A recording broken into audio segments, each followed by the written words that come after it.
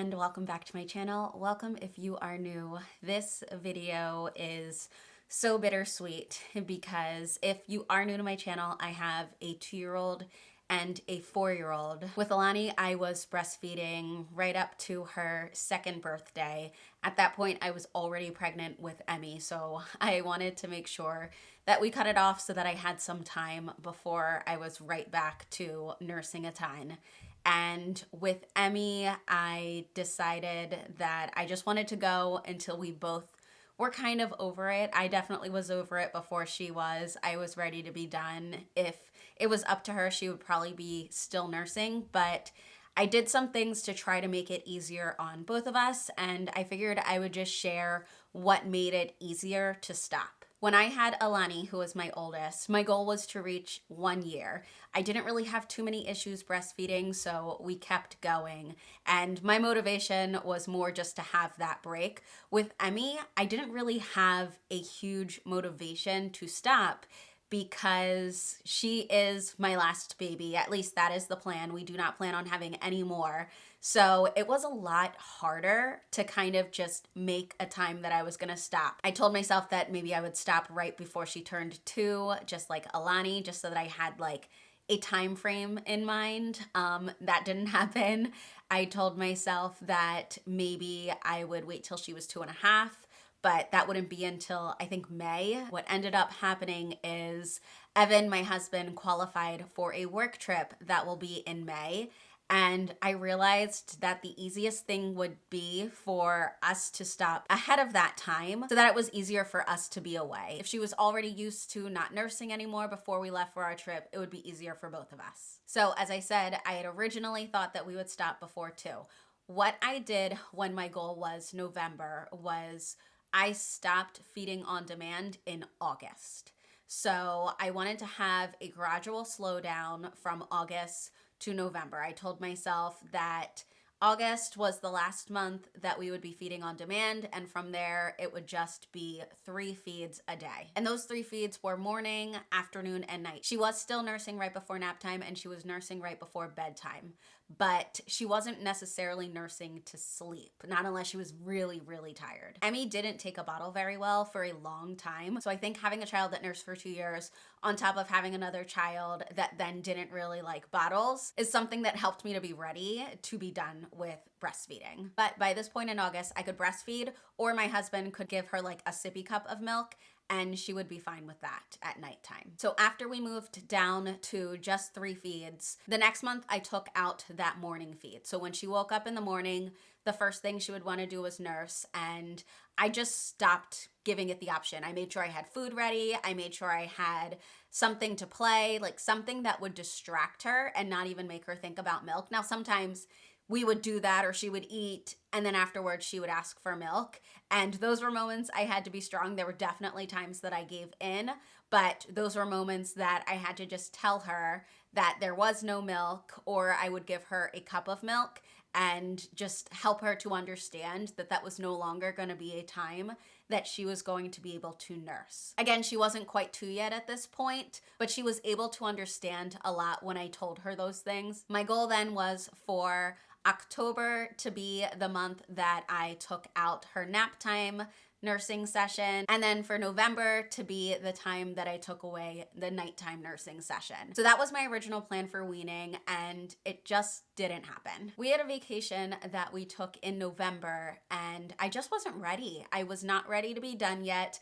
I felt that I was gonna be ready by that point, but it just didn't happen. Even though I had set out the months and I knew exactly what I wanted to do, I had cut that morning feed, and after that, I didn't cut any more feeds. So she was still nursing before going to sleep. She was nursing at nap time, and she was nursing at nighttime, and I was fine with it. And I told myself, all right, well, next year we'll do it. And then I told myself, all right, we'll stop at 2.5.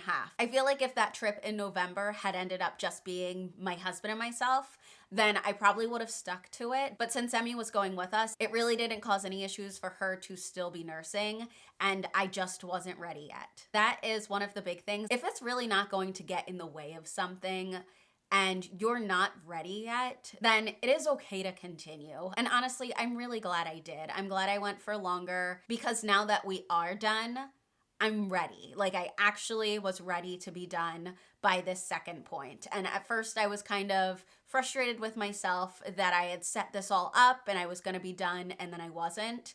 But I realized that mentally, emotionally, I just was not ready. I definitely recommend making a plan and not just being like, all right, tomorrow I'll be done or next week I'll be done.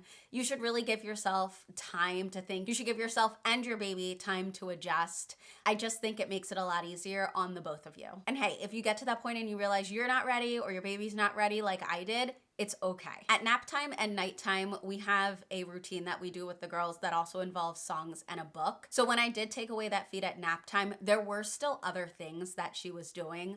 Now, at this point at nap time, Emmy just gets a book. So before it was nursing, it was a book, and it was songs. And then I took away the nursing, and then it was just a book and songs.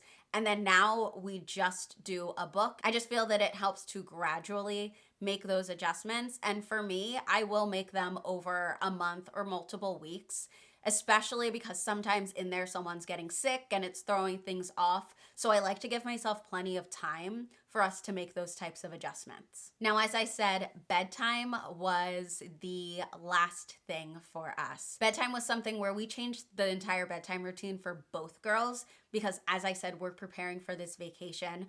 We used to divide and conquer. So Evan would get Alani ready, I would get Emmy ready, or it would be the opposite way.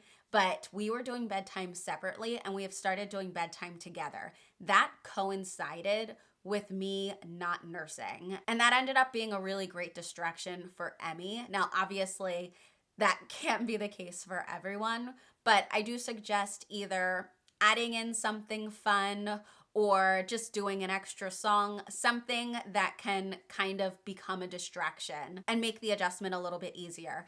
Emmy does sometimes still ask for milk, and I just let her know that there's no more milk. And for us, that has worked. She has accepted that. It really hasn't caused any issues. And I do just think because we have made that gradual adjustment and she's just at an age where she can accept that, that has made it a lot easier on everyone. I also want to add that making these adjustments over time helped my own body because it really didn't mess with my milk supply too much. Now, when I went from feeding on demand to 3 feeds, my supply dropped dramatically, but I wasn't concerned about any sort of issues with engorgement or anything like that because of how gradual I made the changes to our nursing sessions. Also, I am someone who is impacted weight-wise by breastfeeding. Breastfeeding helped me to quickly get back to the weight that I was before having Emmy, but also, when I was slowing down breastfeeding, when I was taking away feedings, that also did affect my weight. So that is something that I made sure to consider when it came to my eating and my exercise. Since I wasn't breastfeeding as much,